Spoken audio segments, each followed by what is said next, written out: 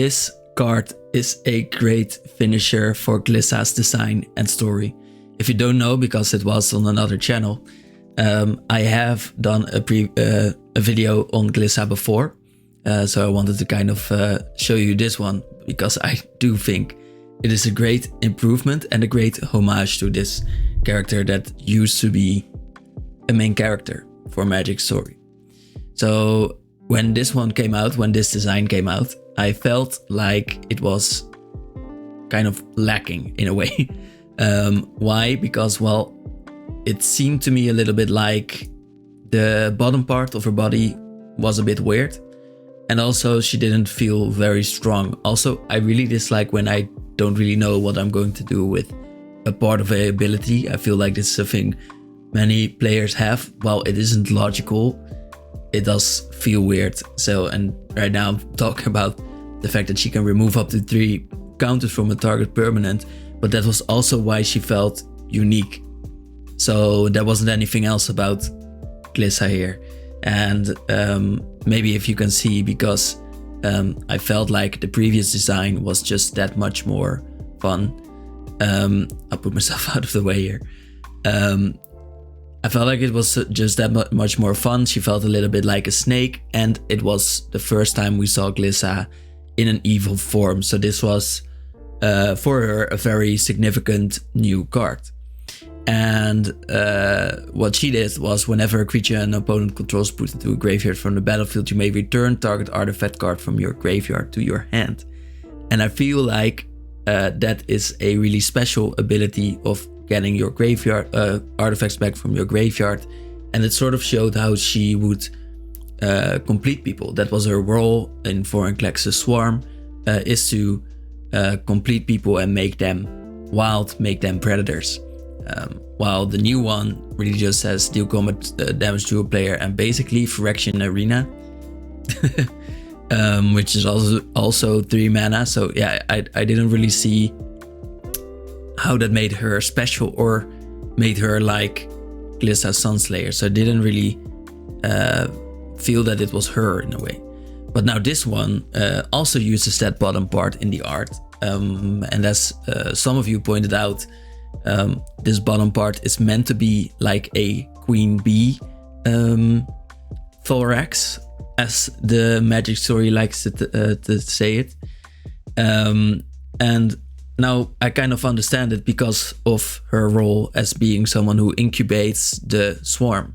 So of course it is a swarm, so it is kind of logical already that she is a queen bee, but right now it is more logical because she is incubating. So let's talk a bit about that ability a bit later. But I want to say lastly that it is very cool that they have put her back into this role in the flavor as well. It's mostly what changed here. So first of all, I guess the thing that she is all about in her new form is incubating. So she incubates 2 twice.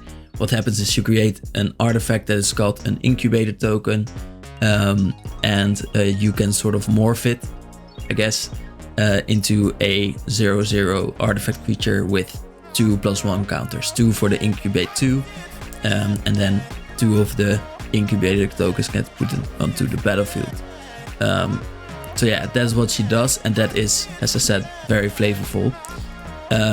And it's not bad. You put 2 bears onto the battlefield that used to be 4 mana already. So basically, if you can do that, kind of worth the mana investment if you would just pay the 2 twice, I guess. Or it used to be, and now of course power creep, but you get those for free, so you get what I'm saying.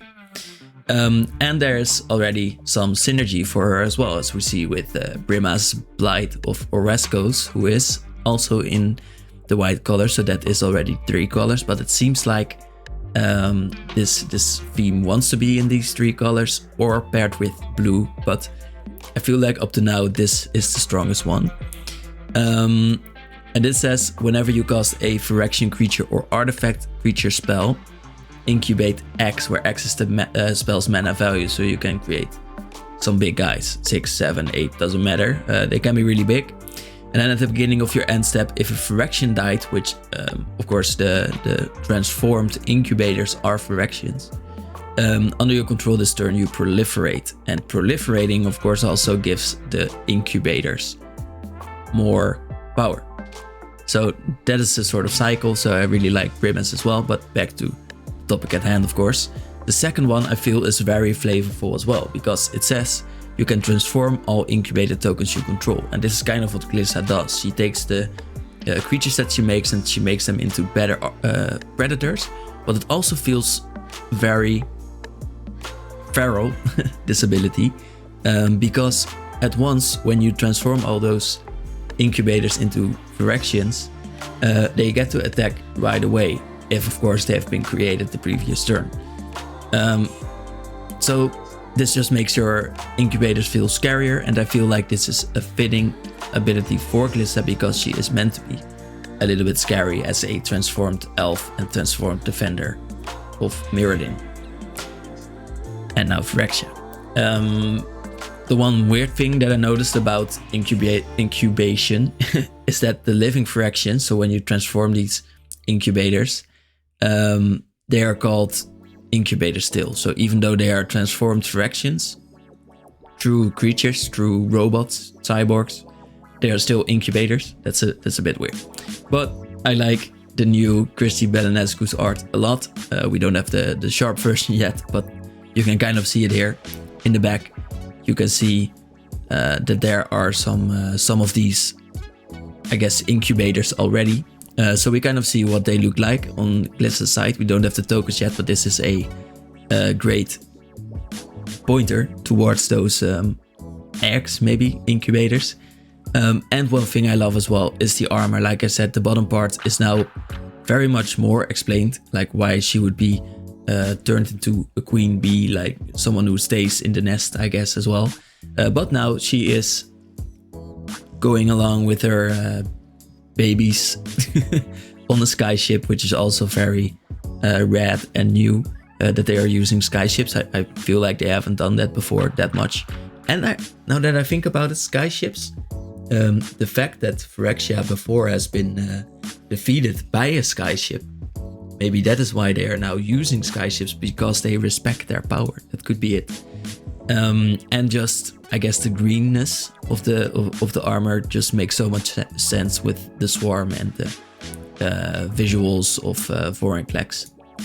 Lastly, she of course has 3 abilities again, I guess. When we look at at least the previous version, and that is, I used the word before, an homage, I guess, to the first 2 Glissas. As you might remember, they also had First Strike and Death Touch.